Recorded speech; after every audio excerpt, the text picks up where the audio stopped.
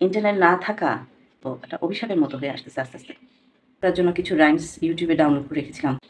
লাবিবকে manage করতে আমার অনেক কষ্ট হচ্ছে। কখন কার গায়ে আগুন দিয়ে দিচ্ছে কোনো কিছু তো বলা যাচ্ছে না। কারণ না বলা পর্যন্ত সে মানবে না। তো সে বের হয়ে দেখতে চায়। রাস্তায় রাস্তায় জটলা জটলা ছেলেরা কি দেশ কি এগুলো ওরা বুঝে না। কোটা কি ওরা বুঝে না। আসসালামু আলাইকুম, আমি জাফরিন সিদ্দিকা, জাফরিনের কতন থেকে আপনাদের সাথে কিছু কথা বলতে আসলাম, গল্প করতে আসলাম। দেশের অবস্থা অস্থির সবাই জানি, বেশ একটা অস্থিরতাই চলছে এই সময়ে। স্পেশাল নিডস বাচ্চার বাবা মা কখনোই ভালো থাকে না।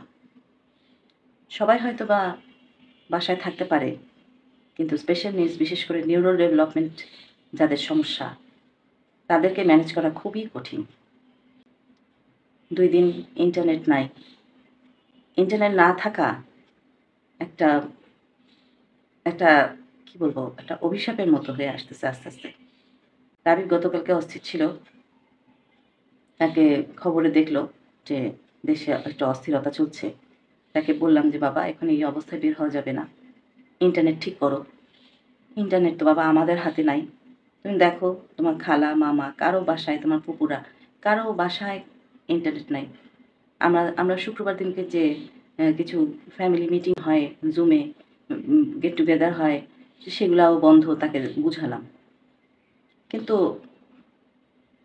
বুঝানোটা একটা মানে এক এক সময় অসম্ভব ব্যাপার হয়ে দাঁড়ায়, চুপ করে যায়।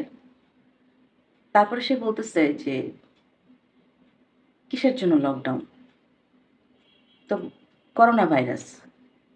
তা আমি বললাম না করোনা ভাইরাস না, কিন্তু সে মানতেছে না। তাহলে কি? এখন তো আমি তাকে কারণটা বুঝাতে পারবো না।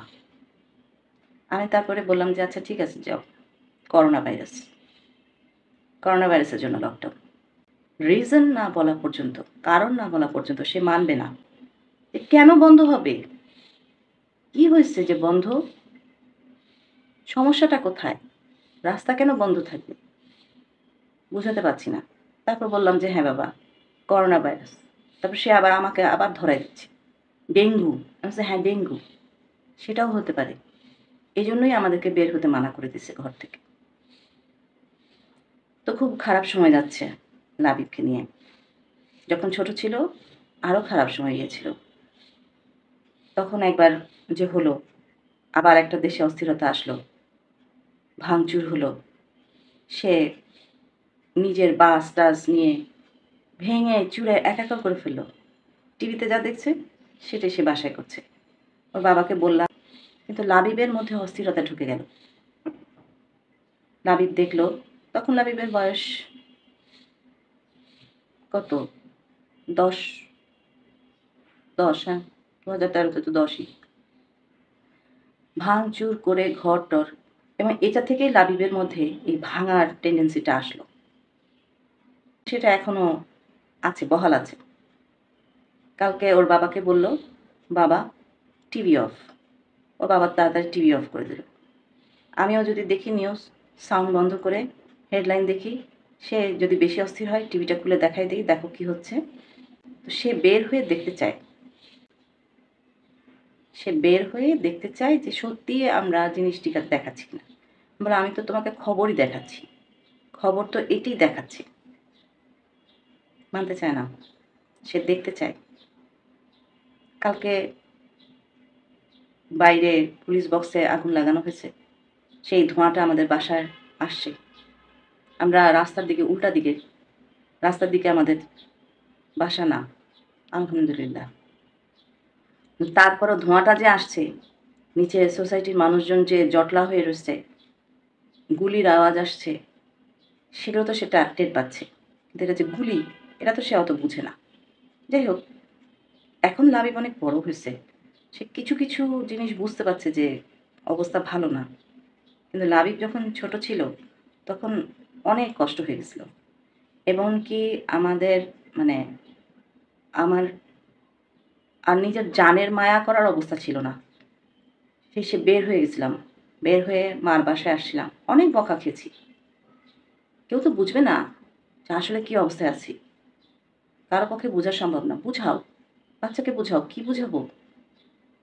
রিজন ছাড়া বুঝবে না। স্কুল বন্ধ, ১.৫ মাসের মতো মনে হয় স্কুলই বন্ধ ছিল। মানে স্কুল বন্ধ হওয়ার তো একটা মানে তখন আজাবের মতো ছিল আমাদের। সেখানে এতদিন স্কুল বন্ধ, কোথাও আত্মীয়স্বজন দেখতে পাচ্ছে না। তখন তো আর মোবাইলে দেখে কথা বলার সিস্টেমটা ছিল না।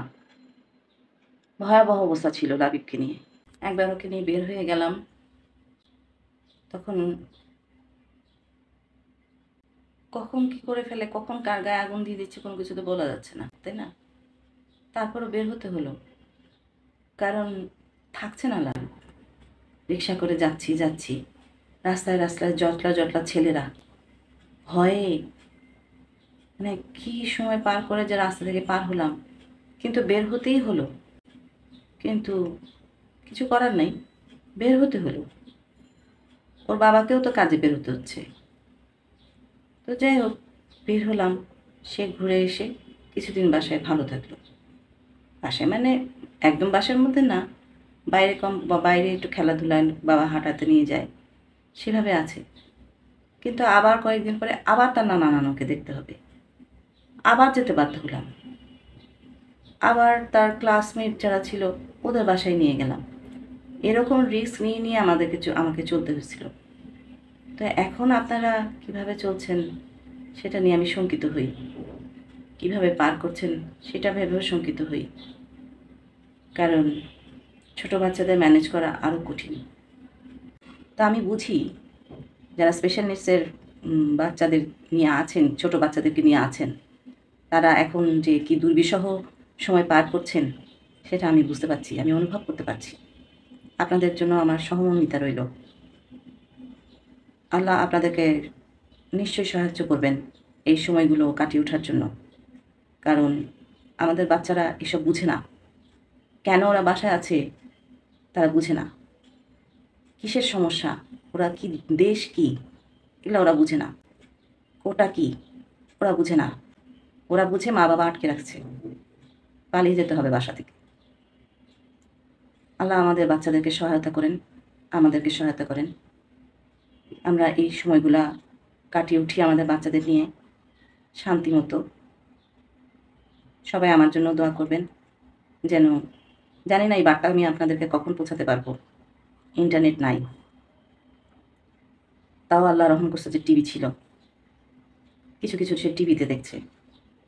আর ছোটটার জন্য কিছু রাইমস ইউটিউবে ডাউনলোড করে রেখেছিলাম, যদি কখনো ইন্টারনেট চলে যায় অন্ততপক্ষে এটা দিয়ে চালাতে যেন পারি। তো আলহামদুলিল্লাহ ওটা নিয়ে চালাই যাচ্ছি।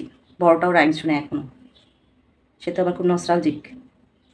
তার কিছু গান রেকর্ড করা আছে, সেগুলো শুনছে, একটু টিভি দেখছে, আর এভাবে কাটাচ্ছে। কিন্তু আমি জানি না কতক্ষণ ওকে বাসায় রাখতে পারবো। সবাই আমার জন্য দোয়া করবেন। আল্লাহ হাফিজ।